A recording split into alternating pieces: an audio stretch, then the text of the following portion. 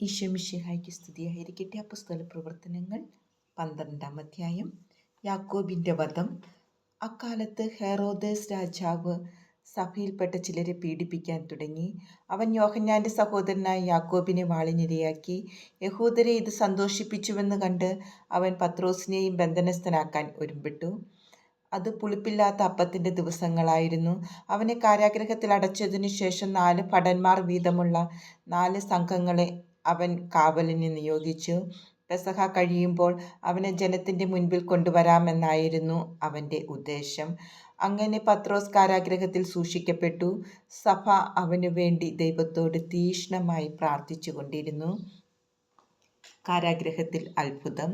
പരസ്യ വിചാരണയ്ക്ക് പുറത്തു കൊണ്ടുവരാൻ ഹെറോദേസ് ഉദ്ദേശിച്ചിരുന്നതിൻ്റെ തലേ രാത്രി പത്രോസ് ഇരുചങ്ങലകളാൽ ബന്ധിതനായി 2 പടയാളികളുടെ മധ്യേ ഉറങ്ങുകയായിരുന്നു.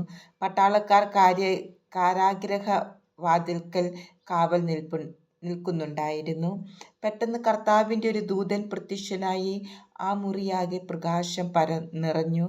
അവൻ പത്രോസിനെ പാർശ്വത്തിൽ തട്ടി ഉണർത്തിക്കൊണ്ട് പറഞ്ഞു, "വേഗം എഴുന്നേൽക്കൂ."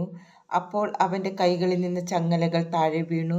ദൂതൻ അവനോട് പറഞ്ഞു, "നീ അരമുറുക്കി പാദരക്ഷകൾ അണിയുക." അവൻ അങ്ങനെ ചെയ്തു. ദൂതൻ വീണ്ടും പറഞ്ഞു, "മേലങ്കി ധരിച്ചുകൊണ്ട് എൻ്റെ പിന്നാലെ വരിക."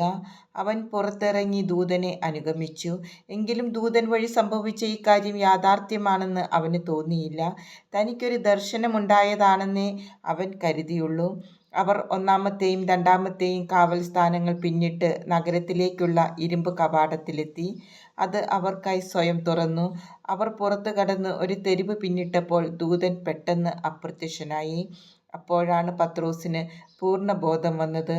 അവൻ പറഞ്ഞു, "കർത്താവ് തൻ്റെ ദൂതനെ അയച്ച് ഹെറോദേസിൻ്റെ കരങ്ങളിൽ നിന്നും യഹൂദന്മാരുടെ വ്യാമോഹങ്ങളിൽ നിന്നും എന്നെ മോചിപ്പിച്ചിരിക്കുന്നുവെന്ന് ഇപ്പോൾ എനിക്ക് വ്യക്തമായി."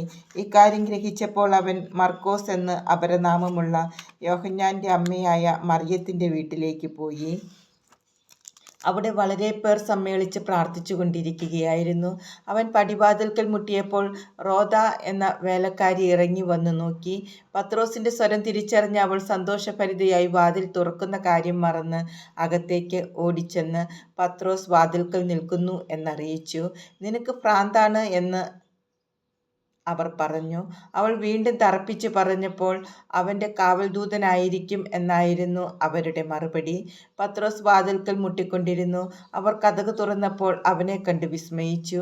നിശബ്ദരായിരിക്കുവാൻ കൈകൊണ്ട് ആംഗ്യം കാണിച്ചതിനു ശേഷം എങ്ങനെയാണ് കർത്താവ് തന്നെ കാരാഗൃഹത്തിൽ നിന്ന് രക്ഷപ്പെടുത്തിയതെന്ന് അവൻ വിശദീകരിച്ചു.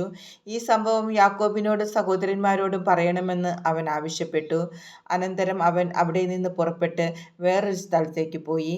പ്രഭാതമായപ്പോൾ പത്രോസിന് എന്ത് സംഭവിച്ചിരിക്കാമെന്നതിനെക്കുറിച്ച് പടയാളികളുടെ ഇടയിൽ വലിയ പരിഭ്രാന്തിയുണ്ടായി.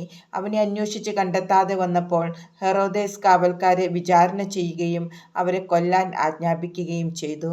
അനന്തരം പത്രോസ് യൂദയായിൽ നിന്ന് കേസറിയായിലേക്ക് പോയി അവിടെ താമസിച്ചു. ഹെറോദേസിൻ്റെ ദുരന്തം. ടൈറിലും സീദോനിലുമുള്ള ആളുകളോട് ഹെറോദേസിന് വൈര്യമുണ്ടായിരുന്നു. അവർ ഒത്തുചേർന്ന് രാജാവിൻ്റെ അടുത്ത് ചെന്ന് അവൻ്റെ പള്ളിയറക്കാരനായ ബ്ലാസ്തോസിനെ സ്വാധീനിച്ച് സമാധാനത്തിനു വേണ്ടി അപേക്ഷിച്ചു. കാരണം അവരുടെ ദേശം ഭക്ഷ്യസാധനങ്ങൾക്ക് ആശ്രയിച്ചിരുന്നത് അവൻ്റെ രാജ്യത്തെയാണ്. ഒരു നിശ്ചിത ദിവസം ഹെറോദേസ് രാജകീയ വസ്ത്രങ്ങൾ ധരിച്ച് സിംഹാസനത്തിൽ ഉപവിഷ്ടനായി അവരോട് പരസ്യമായി സംസാരിച്ചു. ജനക്കൂട്ടം വിളിച്ചു പറഞ്ഞു, "ഇത് ഒരു ദേവൻ്റെ സ്വരമാണ്, മനുഷ്യൻ്റേതല്ല." പെട്ടെന്ന് കർത്താവിൻ്റെ ഒരു ദൂതൻ അവനെ അടിച്ചു വീഴ്ത്തി. എന്തെന്നാൽ ദൈവത്തിന് അവൻ മഹത്വം നൽകിയില്ല. പുഴുക്കൾക്കിരയായി അവൻ അന്ത്യശ്വാസം വലിച്ചു. ദൈവവചനം വളർന്നു വ്യാപിച്ചു. ബർന്നബാസും സാവൂളും തങ്ങളുടെ ദൗത്യം പൂർത്തിയാക്കി ജെറുസലേമിൽ നിന്ന് തിരിച്ചു വന്നു. മർക്കോസ് എന്ന അപരനാമമുള്ള യോഹന്നാനെയും അവർ കൂടെ കൊണ്ടുപോന്നു.